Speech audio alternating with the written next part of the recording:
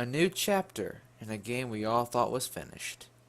Welcome back to Subnautica. Hey, what's going on, geeks? Maxusthebeast is here, and welcome to my thoughts on Subnautica Below Zero. It's been quite a while since I've talked about anything Subnautica related, and now with the technical sequel out, I mean, it's by this time day 3 of its existence. So, the game hasn't been out long. It's only been a couple days. And it's in, of course, very early access. Now, here comes the big question. What do I, somebody who, I don't know, may or may not have sank, just a couple hours into Subnautica original, what would a player who's been playing since the start think of this new edition?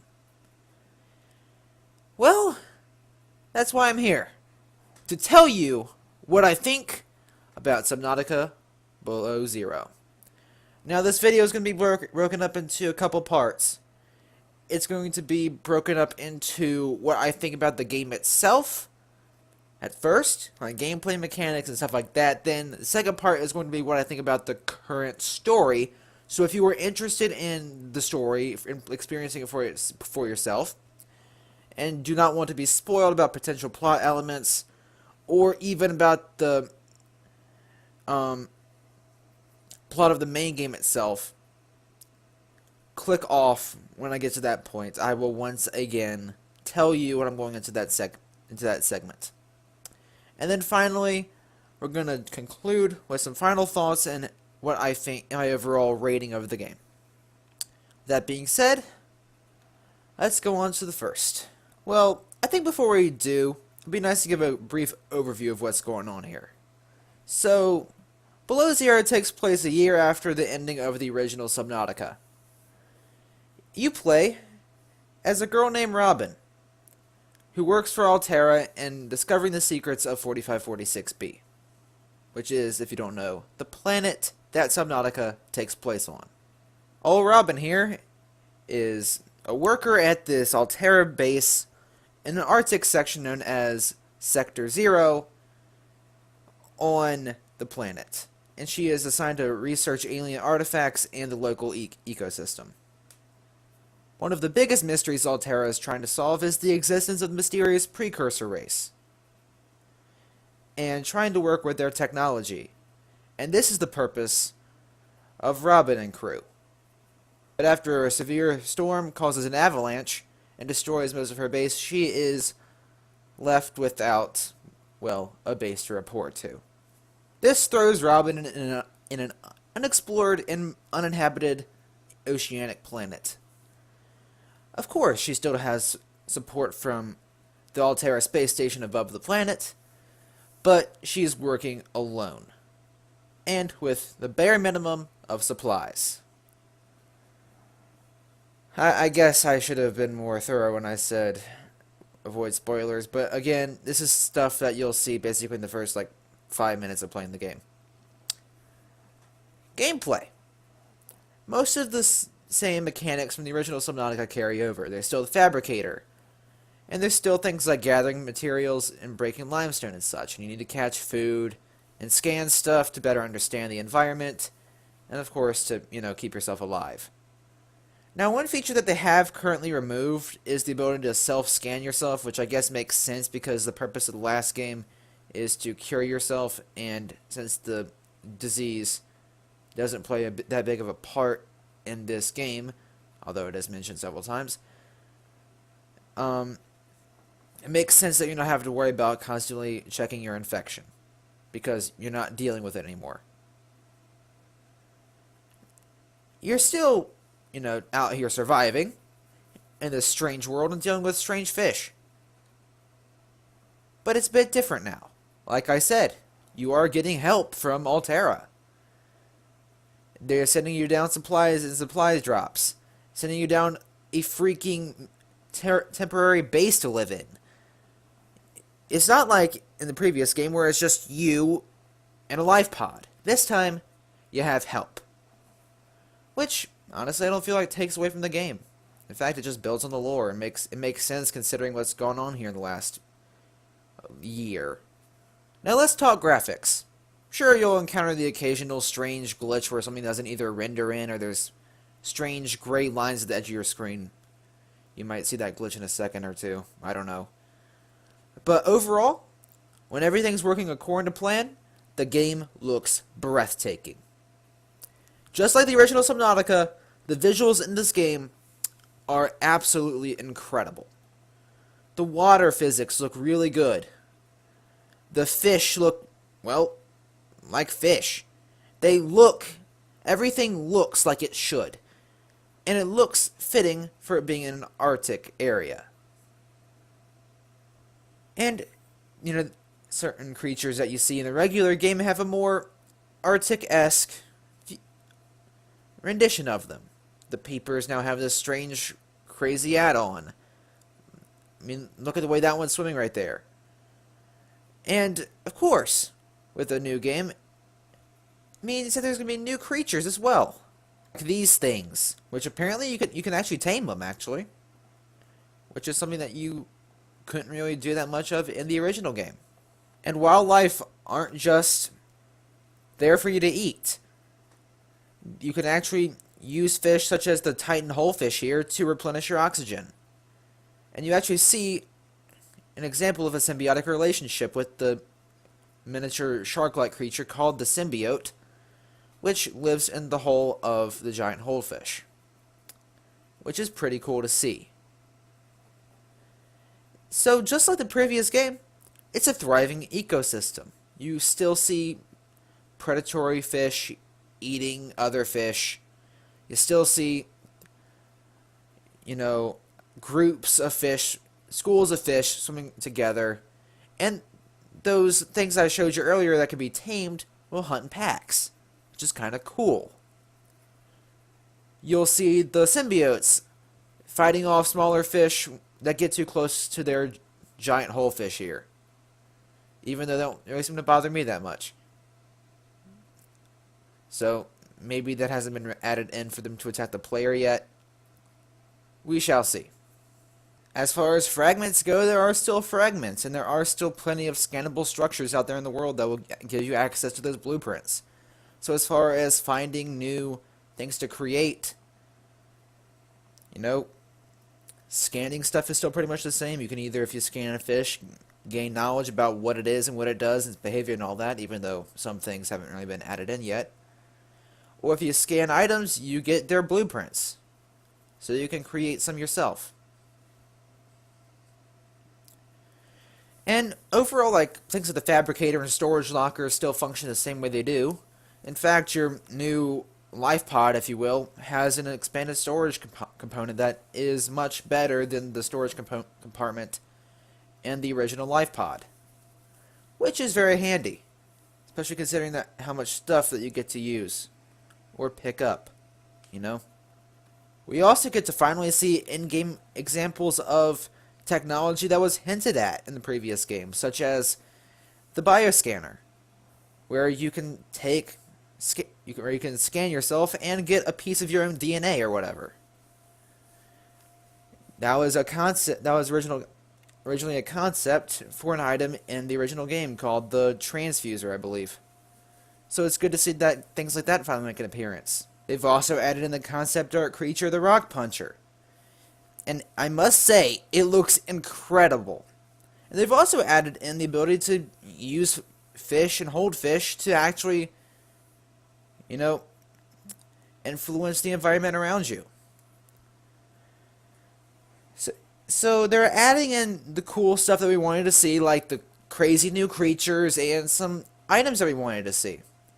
And of course, we still see fan favorites such as the regular peeper, boomerangs, including crashfish, and the cursed bone sharks that were the bane of my existence in the original game. Hate those things. But even in its earliest alpha stage, Below Zero still has a lot of interesting content for you to explore. So if you play the original and were a fan of it, you'll recognize some of these things, such as the rock puncher, Or if you're new, you still have plenty of stuff to tinker around with. Although I still would recommend you play the original game first, because there's plenty of references and potential spoilers to the original if you don't play it first. As is recommended with most sequels. So, as far as gameplay goes, it's still pretty much the same, with exception of dealing with new wildlife and with the occasional new item. The controls are the same, and there is plans of an eventual temperature system where you will have to warm yourself up if you get too cold, as well as the now dealing with ice caps blocking you from getting to the surface, which is realistic as you are in an Arctic biome. There are going to be icebergs and things above you that prevent you from surfacing for air. It makes sense. And most of the recipes that you remember from the first game, like fiber mesh is still creep vine samples, and you still need lubricant, battery, titanium, and a bit of copper wire to create a sea glide. You know, stuff like that. It's still universal from both games. So as far as crafting goes, it's still the same with the exception of a few new craftable items, such as a retracer, which allows you to mark out places that you've already been, or helps you retrace your steps and caves, which in the previous game were a hassle to do. So glad to see that they finally added in something cool and useful to help you out in situations like that, as there are several major cave systems in the game. Yes, there are the occasional frame issue or frame drop, and optimization isn't exactly the best right yet. And there's still plenty of things that have yet to be fixed, such as there floating hunks of ore, certain fish not behaving right, certain things appearing as question marks. That's currently what's going to help you warm up right there. It's like heating gel, I believe it's called. There's, like I said, floating hunks of ore, or outcroppings, actually. Floating resources that come out of nowhere. An occasional texture glitch or something refuses to load in. It's basic stuff like that you would expect from something that has literally been in early alpha for like 2 days. The glitches that you get, they're not game breaking. I haven't experienced any crashes or anything being unplayable. It's just some things that either look out of place or just don't work right yet. But as far as game functionality goes, yeah, there of course are bugs, but nothing that would really take you that much away from the game. Nothing that would really ruin immersion or, ruin your experience with the game. And any current glitches will be fixed over time. And they do have an in-game button, F8, to report bugs and glitches as you stumble across them. So that really about does it for the basic overview of the game. Now, this is the part where you might want to start turning away, or at least skipping over, if you want to 100% avoid spoilers. Again, if you don't care, go ahead and watch. But if you do care enough to play the game, and if you want to experience this 100% blind from a story perspective, then go ahead and skip this part right here. And I will leave in the description of the timestamp where it's safe to come back. Anyway, warning aside, let's talk story. So just like the previous game, the precursors make their grand return. But this time, they have a bit more of an actual presence in-game, where they are still in control of their facilities. And this makes things a bit more interesting, as in Subnautica basic.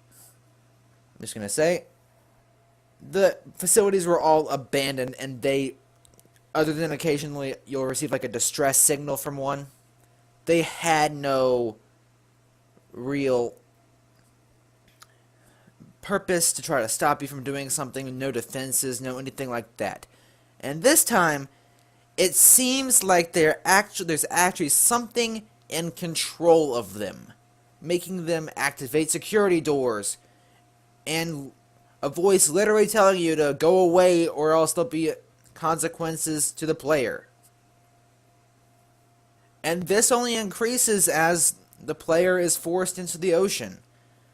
After their base is destroyed and the way to the undersea world is revealed when a beacon falls through the ice.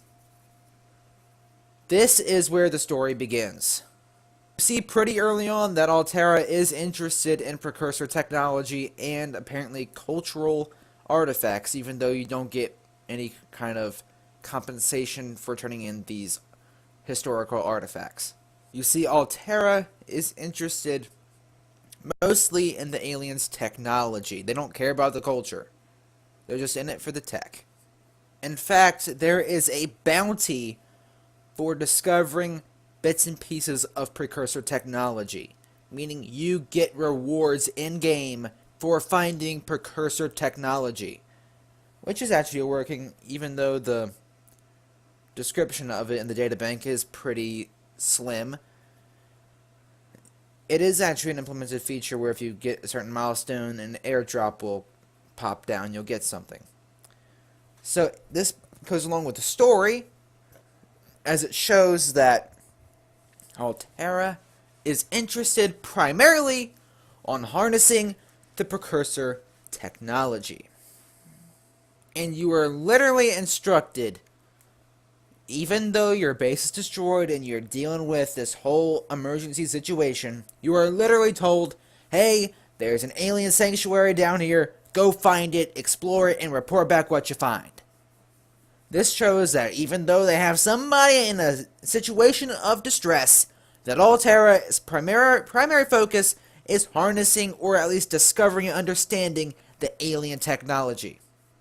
And another PDA mentions the fact that they are studying the alien artifacts, such as, or more like what they're called in the game now, the precursor keys, or ancient tablets. The keys, they're studying how the keys work. So Altera is trying their best to either harness or just simply understand the ancient alien technology. Now, this is where something truly interesting comes into play. This time, unlike last time, where the only characters we had were found in old audio logs left behind in their PDAs, this time, we actually have fleshed out, voiced characters that we get to hear while playing the game. Now, this has raised a little bit of controversy, which I will get into in a few minutes. But this time, it feels that the story is a bit more obvious than it was in the last time, in the last game. And no, that does not mean it's being crammed down your throat. It's still pretty much whenever you want to do it. There's no time frame on when you get there, or when you need to get there, or this quest will expire if you don't do it in X amount of time. You still have free will and your own decision on when you want to do it. It just, you get to actually hear it more often, instead of just sort of piece things together through data entries and what you see around you. And you still pretty much stumble upon these things. Sure, you get like vague clues of, oh, this structure might be located somewhere in the twisty bridges, but somewhere around this depth, but you don't really know where. So you still, by luck, stumble upon this stuff. But anyway, back to the actual story. So you were sent to this alien facility, and like I said earlier, remember when I said that somebody's still controlling this thing? well, there is still somebody at the reins of these alien bases. And when you get to this base, they locked you in. And there's no terminal to hack your way out or to unlock it yourself. There's no keys around either. So after walking in the main structure, you see that thing. This cube-like structure that, upon first glance, seems to be beating. And they lock you in here too. So if being locked in a weird cave wasn't bad enough, now you're locked in here with this weird pulsating cube. But hey, it looks cool, right? So eventually the cube's like, hey, I want to download myself onto something, so you think it's going for your PDA, right? Major spoilers incoming from just watching this and from what I'm about to say. But nope. That thing ain't going for your PDA. It's going for your brain. So that means, guess what? You don't have the data on your PDA because it didn't download that onto your PDA. It downloaded itself into, like I said, your freaking brain. So now, you have another voice talking to you in your head. This is interesting, as now we can have two fleshed out characters. We have the strange alien voice, we have Robin, and then we have the occasional voices of Altera agents and your sister Sam. Also, we have the return of this beautiful beastie. Hello, Emperor. But like I said, the voice acting raised controversy. And here's why. Sorry for all the cuts, I just wanted to show off the Emperor for a second. So the reason why this raised controversy is because a few people think that the reason why the original Subnautica was so good is because you were alone. But from the concept of a sequel and the story that we get from the ending of Subnautica 1 and from what we get in the first few minutes of this game, it makes sense that you're not alone. Sure, it was cool. It made sense for Subnautica 1 to be alone because you were set as the sole survivor of the Aurora crash. But with this, of course, after escaping the planet, the sole survivor would tell somebody about his experience on this planet. Especially when they ask him, hey, you were on the Aurora, what happened to it?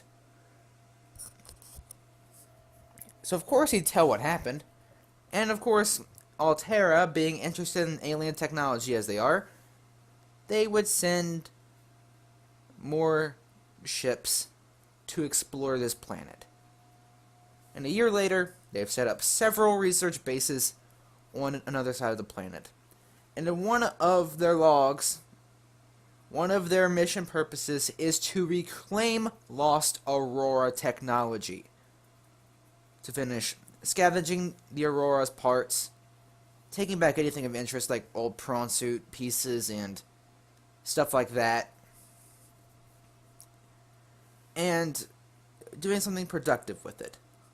But it makes sense that you would see Altera here and more people here, especially since several times in Robin's log here we see that everybody is interested in this planet. So of course there's going to be a plethora of people here, or at least a plethora of people trying to get here. Therefore, there's going to be people talking. There's going to be like a hierarchy. There's going to be a lot of officers in the spacecraft above the planet. And there's going to be people trying to communicate with the researchers on site. So, therefore, it makes sense that a conversation would happen, especially when your character this time isn't an unnamed dude who has literally, you get no information about him except for that he was the sole survivor of the Aurora crash, and he went down in Life Pod 5.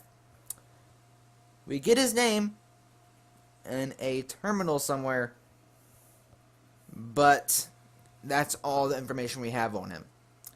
But with Robin, she starts out as a character. We have a background for her, and she has a personality. So, of course, it would make sense that she has a name, and that people interact with her, and that she would interact back. And I have no problem with this. It makes sense with the lore that Altera would be here, and that you wouldn't truly be alone. It makes sense that you'd be talking. The voice actors are pretty good. They're professionally well done. So, it's not like these are just your average Joes slapped together or on a moment's notice. Now, these guys are pretty good. These guys are pretty good at what they do. But again, I understand where people are coming from with the whole, oh, it's not Subnautica unless you're alone thing. Because I get that. You know, part of what made Subnautica original so great is the just desperation that you experience knowing that there's nobody out there who's going to come save you, and your only rescue just got shot out of the sky. Yeah. But that was the point of the original. The story's changed. And you're still playing by yourself. There's no multiplayer. There's no NPCs. It's still just you. You just occasionally get yelled at by your sister over frickin' Skype, or the alien voice trapped in your head. But those only happen in scripted events. It's not like every 2 seconds someone's talking to you. You still have the feeling of being alone on an alien planet, discovering strange alien artifacts and things like that. It's still Subnautica. It's just changed up a little bit. So, with that being said, let's go on to my final thoughts on this game. I know I've said a lot of really good things about this game in the last few minutes, and I know I probably come across as a fanboy. And, you know, that has merit to it. I do really like Subnautica. It's my favorite game.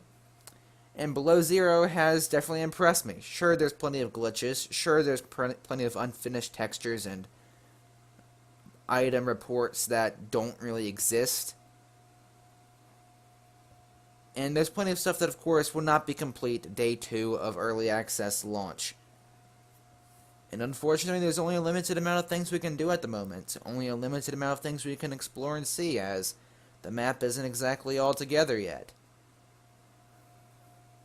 But here's the point that the game has been receiving very positive ratings in the last few days it's been out. And here's what its fans are saying. Look at what we've done in the last couple years with the original Subnautica. We started out with literally nothing. We just had a world with water and some strange fish. But people stuck with it, and they supported it, and the developers turned it into a masterpiece with time. They turned something that was bare bones and a skeleton of what it would eventually become, and they turned it into something unique, something special.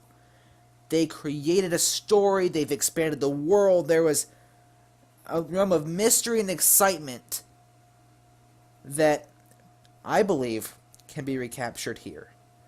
The developers are incredibly competent at what they do. They listen to their community, and they make changes according to what the community wants. The community wanted rock punchers, the community wanted the twisty bridges biome, and most importantly, the community wanted the Arctic over and over and over before Subnautica was completed.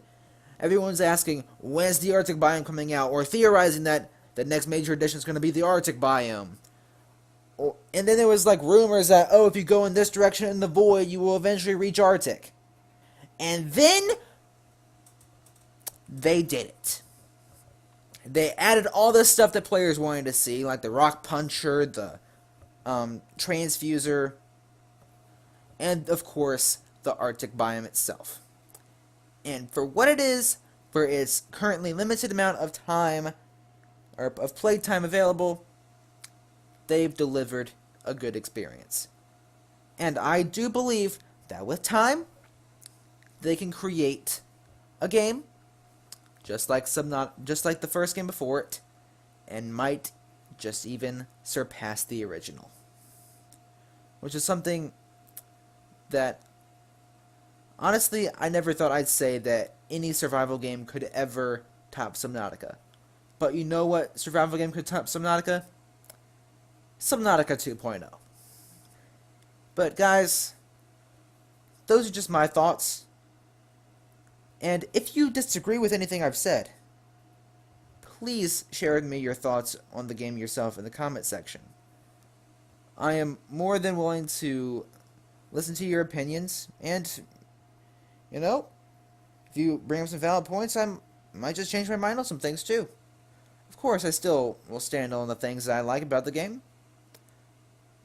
But of course, everyone has their own opinion on what they want the game to be, of course, and what they would want to see in a game like this. So, guys, I just want to say thank you for watching this video, and I hope you have a wonderful day.